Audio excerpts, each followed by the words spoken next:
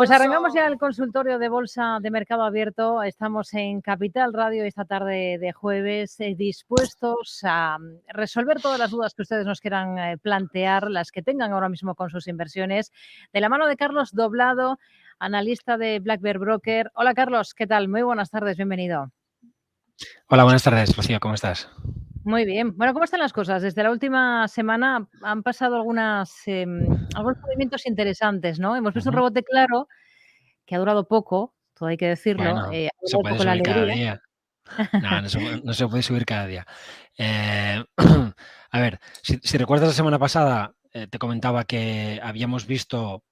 Bueno, esto es un gráfico que subía al Confidencial este fin de semana, el lunes, ¿no? Que sacó mi tribuna. Ahora no escribo los sábados, solo lo hago de lunes a viernes porque tenía ya pocas ganas de dedicar mi fin de semana a otras cosas que no sea mi hija. Y lo que saqué es aquello que te comenté que había sucedido. Te decía el jueves, bueno, esto está cayendo, pero entiendo que a la luz de la herramienta de sentimiento inversor que prefiero asegurar en este momento, Sí. ya se dan las condiciones para un rebote. Y te decía que esas condiciones se daban desde el día 26. Aquí lo puedes ver, ¿no? Y te decía, bueno, hemos visto este año 2 veces activarse esa, digamos, señal de compra desde un punto de vista del sentimiento inversor, de lo que llamamos de modo general teoría de opinión contraria, que hay muchas maneras de acercarse a ella. Y bueno, pues el 11 de mayo vimos un rebote en torno al 5%, el mercado recayó, no perdimos soportes y volvió en la recaída a activarse esa señal. Ves que aparece 2 veces seguidas, que es algo muy raro, ¿no? Puedes mirar hacia atrás y no lo vas a ver. No. Y digo que si nos vamos hasta los 90, no hay ningún caso en el cual la señal se haya activado 2 veces seguidas tan rápidamente. Esto es algo que hizo, entre otras cosas, como la marca de mínimos, que yo liquidara mis posiciones en el rebote que vimos en julio, a pesar de que era un rebote pues muy llamativo. ¿Por qué? Pues porque entiendo que este tipo de comportamiento atípico hace más difícil que lo que yo sé del pasado pueda funcionar, porque no he visto en el pasado nada que se parezca a esto, desde que hay datos más o menos razonables, que es primeros de los 90. Ya cuando apareció la ventana te dije, la primera, te decía que en 2001 esto había aparecido y fallado, pero que primero habíamos visto un rebote del 20% y luego un gran mercado bajista adicional. Bueno, este rebote casi se acercó al 20%. En mi opinión, y así lo manifestaba en mi tribuna de este lunes, probablemente vamos a ver algo muy parecido. Es decir, un rebote como este o como el anterior. Me inclino más a priori por el primero, un poco en la línea que tú dirías, poco ha durado la alegría, pero es Sí. verdad que la contundencia, la fuerza con la que nos queda una sesión se ha producido el rebote, invita a considerar que puede haber más. Vamos a valorarlo el lunes, ¿no? Después del cierre del viernes, el lunes podré escribir en el Confidencial y, por supuesto, para los lectores de Blackbird, contigo no te vería hasta el jueves, qué ha pasado, es decir, con ese movimiento y si merece la pena pensar en mantener las posiciones que eventualmente se han tomado.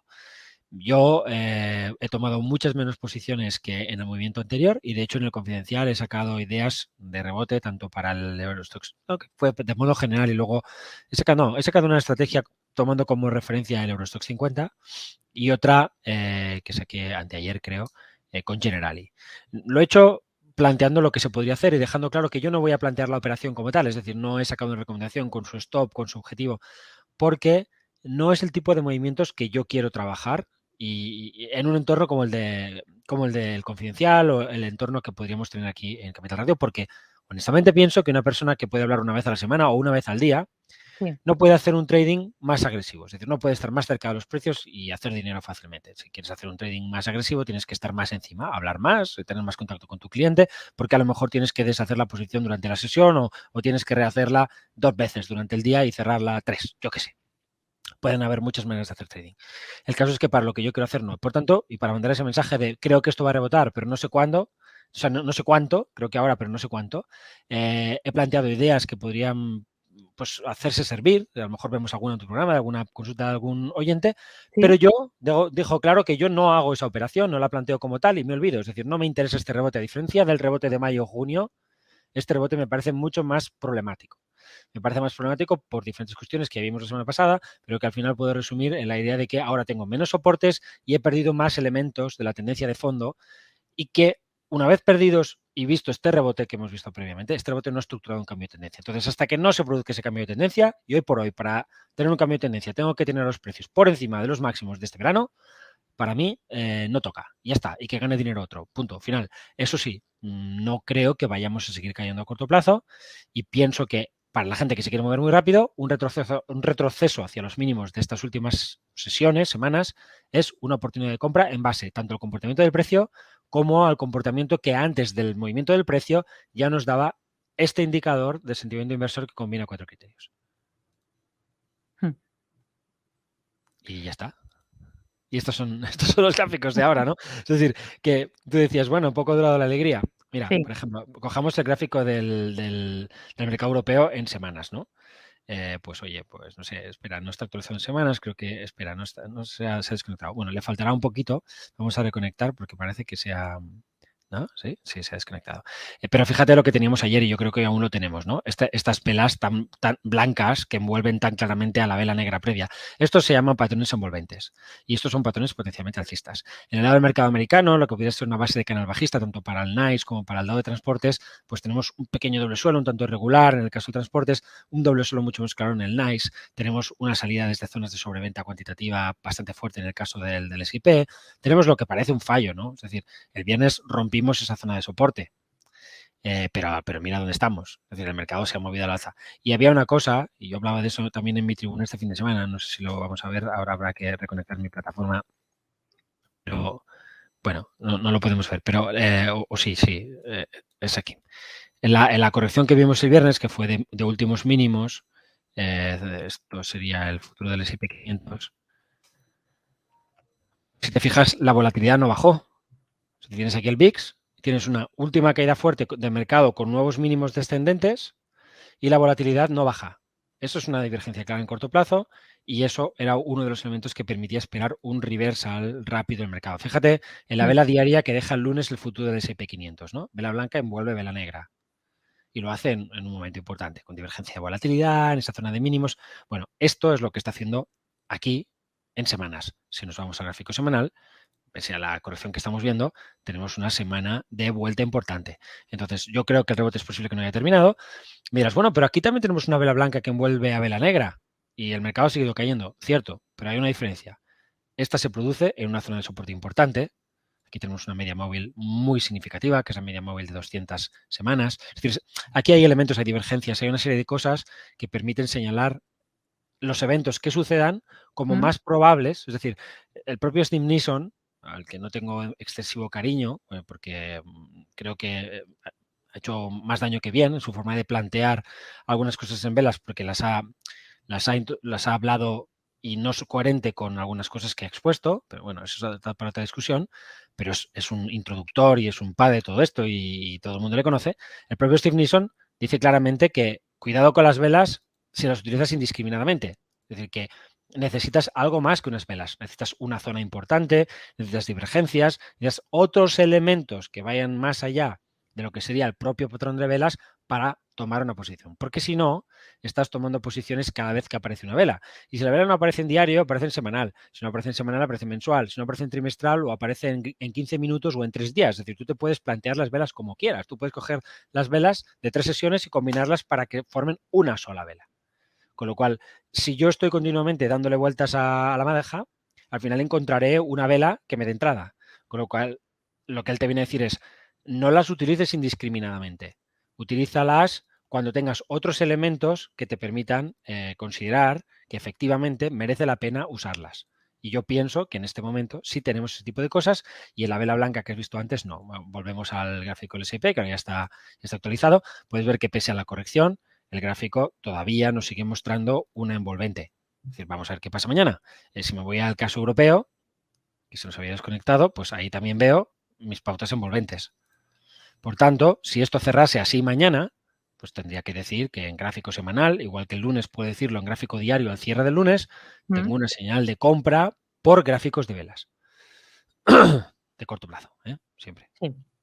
Bueno, vamos a ir, si le parece, con dudas de oyentes. Voy Muy a bien. recordar las formas que tienen para participar con nosotros. Quienes nos estén escuchando, por cierto, luego recuerdo que podrán ir y ver los gráficos de todo lo que está explicando Carlos en el canal de YouTube de Capital Radio. Oyentes@capitalradio.es, el correo al que pueden escribirnos. También tenemos un número de teléfono al que pueden llamarnos si quieren intervenir en directo esta tarde con nosotros, que es el 91 283 33 33. Y luego también a través de WhatsApp nos pueden dejar notas de audio en el 687 050 600. 687 050 600. Y vamos a comenzar hoy este consultorio, estas dudas concretas, precisamente con una nota de audio, con esta. Hola, buenas tardes. Mi nombre es Roberto. Quisiera preguntar por dos acciones. Una es Telefónica para el muy corto plazo, a ver si viendo indicadores pudiese tener un rebote y hasta dónde. Ya sé que a medio plazo es bajista, pero bueno, hablo de unos días. Y para ponerme corto en Amadeus, a ver cómo ve este valor. Muchísimas gracias. Un saludo. Telefónica, para una posición larga y corto en Amadeus. Pensando en el corto plazo, ¿eh? Ya sé que no le gusta mucho trabajar en corto plazo, Carlos. No es que no me... A ver, honestamente a mí no me gusta porque no me pagan para que lo trabaje, es decir, no me pagan lo suficiente, vamos a decirlo así, aunque ahora colaboro con un hedge fund que hace muchas cosas en corto plazo, pero cuando establecí mi colaboración dije, mira, a mí me interesa todo lo que hagáis en el hedge menos el corto plazo. Y ya está, ¿por qué? Y me dijeron, ¿por qué, Carlos? Digo, pues porque quiero estar este verano, este invierno esquiando con mi hija y no quiero estar delante de la pantalla. Ya está. Entonces no me interesa ver las cosas más allá del qué pasa en la apertura y qué pasa en el cierre. Es como yo quiero acercarme, ¿no? Entonces, obviamente, si nuestros oyentes tienen otras inquietudes, nos las pueden plantear y podemos hablar de ello, ¿no? Bueno, si nos fijamos en Telefónica, en un gráfico semanal, vamos a ver dos cosas. Una, que hemos visto una ruptura muy importante de soportes clave en el caso del sector en el europeo. Por tanto, ese medio plazo del que hablaba el oyente, pues considerémoslo como un sesgo más bajista que alcista. Pero es verdad que el castigo ha sido tan fuerte, tanto para el sector como para el valor, que en un entorno de recuperación general, como el que al menos estamos intentando vislumbrar, ¿no? que parece acontecer en el mercado, pues claro que podría rebotar. Incluso podría ser un rebote muy fuerte. Es decir, podrías llegar a ver, si Telefónica quisiera dar una pista bajista muy grande, es decir, si estuviera en un proceso con auténticos problemas, rebotase, haría algo como esto. O sea, que podría ser hasta los 4 y luego haría así. Y esto sería realmente penoso para la cotización. ¿Por qué? Porque es un cabeza y hombros. Es un cabeza y hombros en continuidad bajista. Es un cabeza y hombros en una zona de resistencia pues realmente descomunal. Con lo cual tendría como mínimo muchos números de volverse, y digo como mínimo, hacia sus niveles más bajos marcados en 2020, que son los más bajos de las últimas 2 décadas, en un gráfico ajustado por dividendo y ampliación.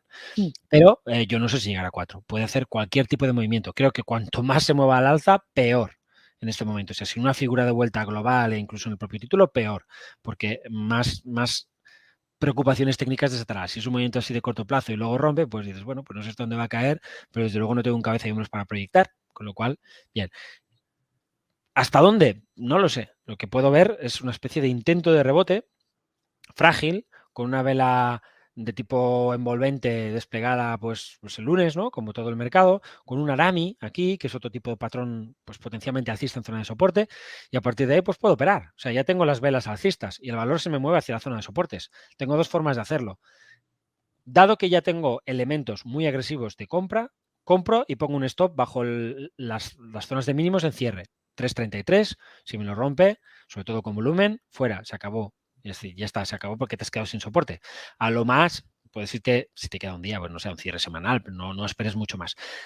Porque si mañana, por ejemplo, se rompe ese soporte, lo que tendrás es una vela muy distinta a la que tienes ahora. Esta vela, por ejemplo, la que ves aquí, es una vela potencialmente alcista.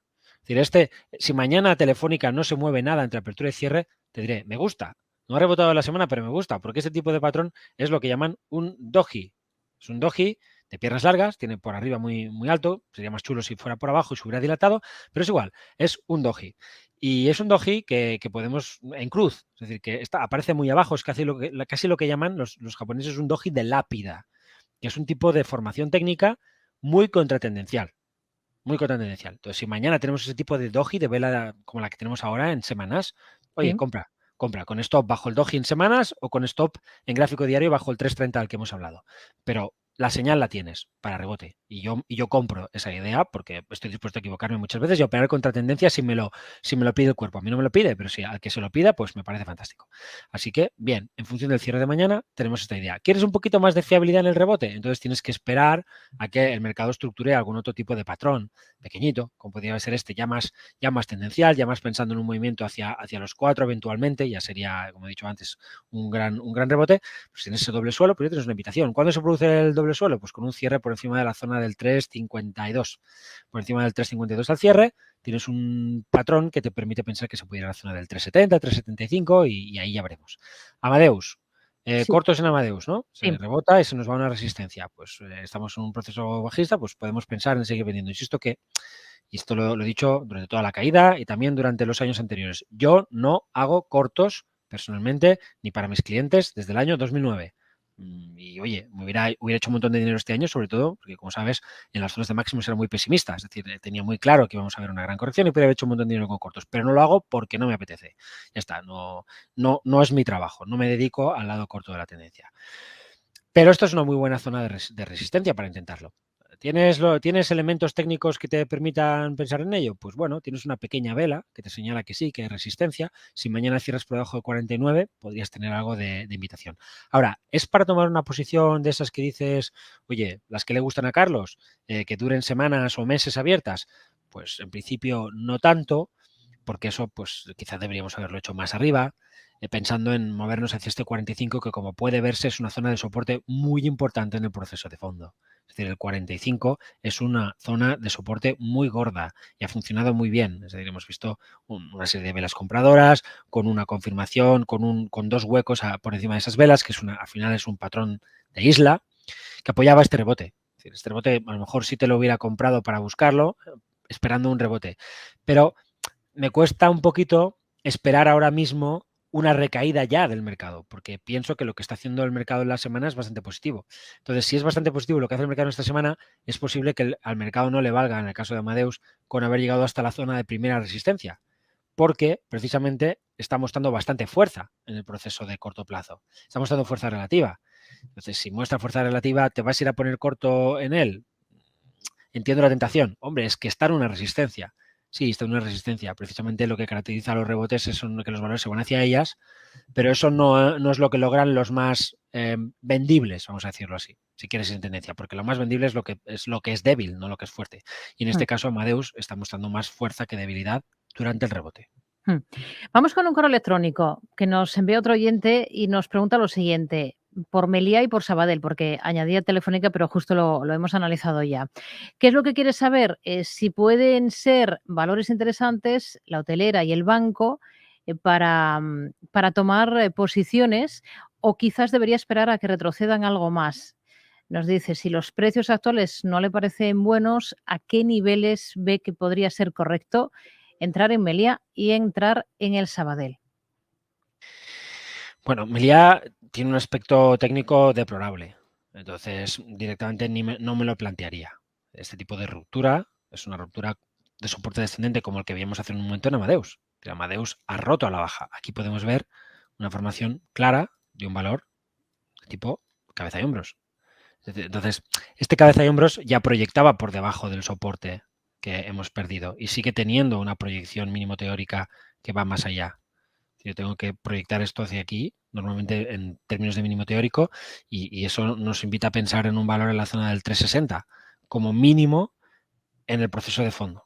El problema que tenemos además con Meliá es que es un valor que es bajista en procesos muy generales, desde los últimos 3 años hasta los últimos 10, 15, 20 de su área de bolsa. Es decir, es el tipo de valor en el que un técnico, ojo, un técnico no busca oportunidades. Si quiere hacer tendencia, si quiere hacer cosas de muy corto plazo, tal, por una ecuación riesgo-beneficio, perfecto, porque entonces ya no, estas tendencias a 10, a 15, a 20 años ya no te interesan, no forman parte de tu plan de trading. Pero si estás aspirando a comprar para en algún momento pues estar tiempo en el valor, yo iría a por otros y no por estos, que pueden dar mucho dinero, pero lo hacen muy puntualmente y generando muchas veces mucha frustración. El caso del Sabadell, pues el caso del Sabadell es complicado. A mí me gusta bastante lo que han hecho los bancos estos días, de la caída de hoy. Si echamos un vistazo, creo que es este gráfico. A nivel sectorial hemos visto un contraataque bastante bueno, pese a la caída de ayer y el movimiento de hoy. Este movimiento está muy bien. Estas velas son potencialmente alcistas y este paso atrás podría verse como un pullback hacia ese gap, hacia el gap que dejamos el martes. La sesión clave fue la del lunes, ¿no? Con este movimiento en el cual los precios caen hasta el mismo previo, cierran por arriba y dejarían una especie de doble suelo. Eso está confirmado. Es un patrón de muy corto plazo, pero ahí está. Entonces, en este acercamiento a la zona de soporte, ¿por qué no? Ahora, ¿iría yo por el Sabadell? Pues yo seguramente no. Yo me iría seguramente a por el sector, para no complicarme, porque mi tesis estaría construida en el propio sector y me iría a un ETF de los bancos y no al Sabadell, honestamente. El valor está en una tierra de nadie. Cierto que ha mantenido una línea de tendencia, pero bueno, me parece poca cosa porque esto también lo puedo ver perfectamente como la base de una bandera de continuidad bajista y una bandera es un patrón, pues como digo, de continuidad. Así que hemos fallado en el techo de la bandera, nos vamos al suelo y lo normal es romperlo. Estaríamos dentro de un triángulo, por otro lado, en el mejor de los casos, y si esto es un triángulo de Elliott, vamos a decirlo así, le faltaría un contacto con la zona de 0,50. No tiene por qué ser un triángulo de Elliott. Está en una gran consolidación, pero como podemos ver, no está exactamente en la zona en la que uno quiere arrancar, que sea el 0,60 para intentar hacer cosas en tendencia. Yo, para plantearme posiciones ahí en un plazo interesante, preferiría seguir esperando.